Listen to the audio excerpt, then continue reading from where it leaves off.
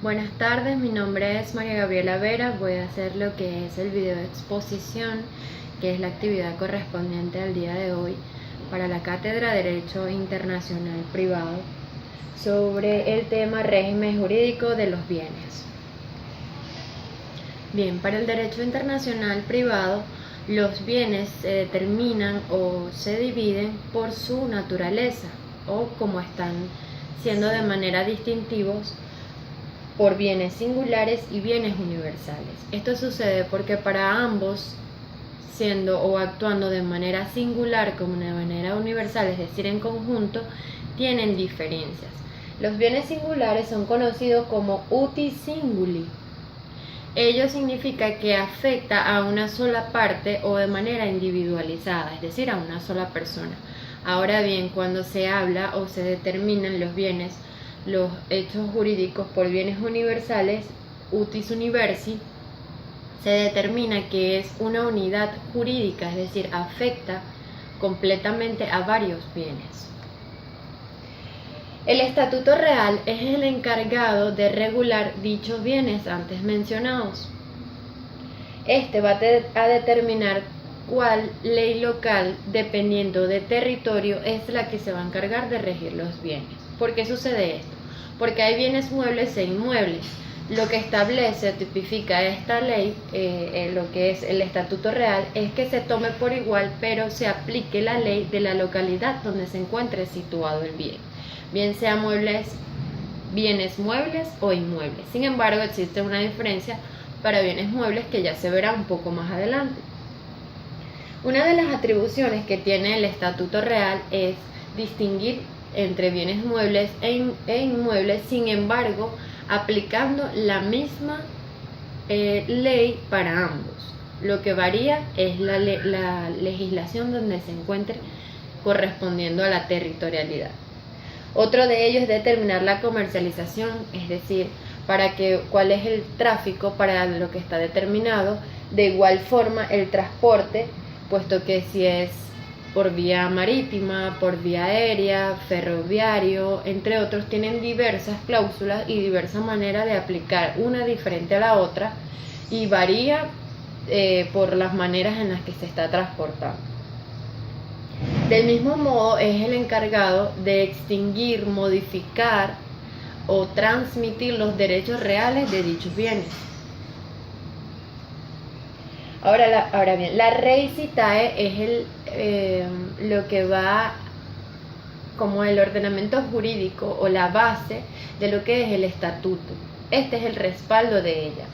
Tanto en el derecho internacional como en el Código Bustamante, en nuestro mismo Código Civil, establece lo que anteriormente venimos mencionando, que es que no se haga una división alguna acerca de los bienes, sino en cuanto a la ley local o material que debe aplicársele a ellos. Es entendido como los derechos reales deben juzgarse donde se sitúe la cosa, lo que venimos comentando. El Código Bustamante establece que no tanto bienes muebles como inmuebles deben situarse sus derechos reales aplicándole la ley local en donde ellos se encuentren.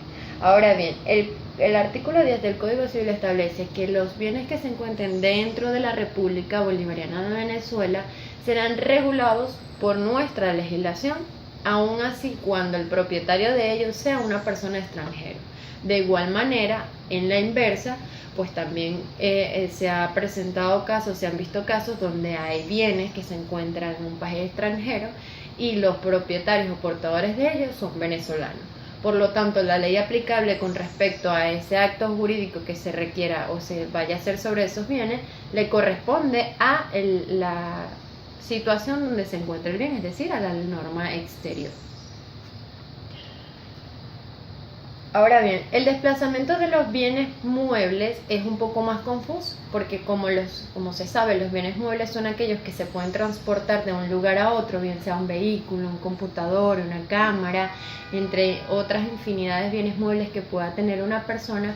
Es más difícil aplicar la ley anterior, puesto que no se tiene una situación habitual, o no debería ser en teoría así, principalmente porque se excluye la norma general a nivel de conflicto internacional de manera internacional, pues no se puede aplicar alguna ley material o general, puesto que va a variar de dónde, o va a depender en dónde se encuentre el bien mueble tras que se desplazó.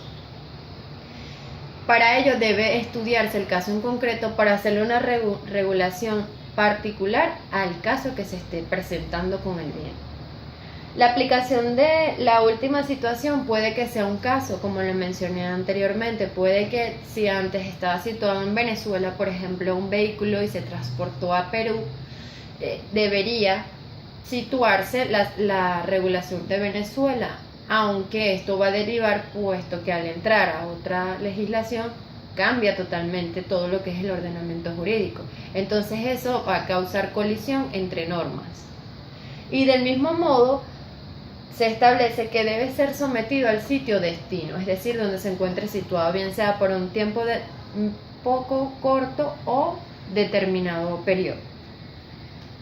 Debe hacerse la ubicación de manera voluntaria, que es cuando el particular decide de forma voluntaria decir dónde está situado, o por el domicilio, que se ha hecho con continuidad, donde se establece que la persona donde tenga su domicilio, todos los bienes pertenecen a él mismo. Bien.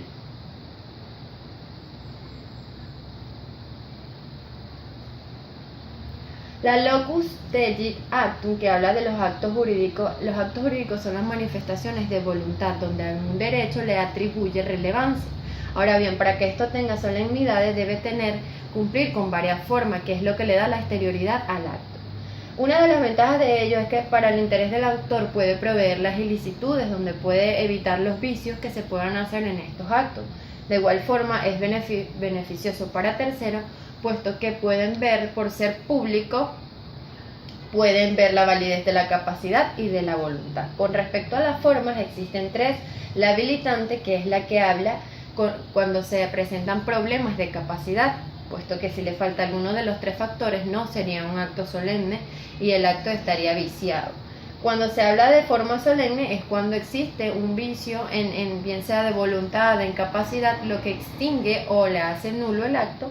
Y por último, las formas probatorias, que es lo que puede permitir que sea validero y que tenga solemnidad. La ley de derecho internacional privado establece que acepta la validez del lugar de la celebración del acto, el lugar que rige el contenido del acto y el domicilio de su otorgante. Muchas gracias, esto ha sido toda mi exposición.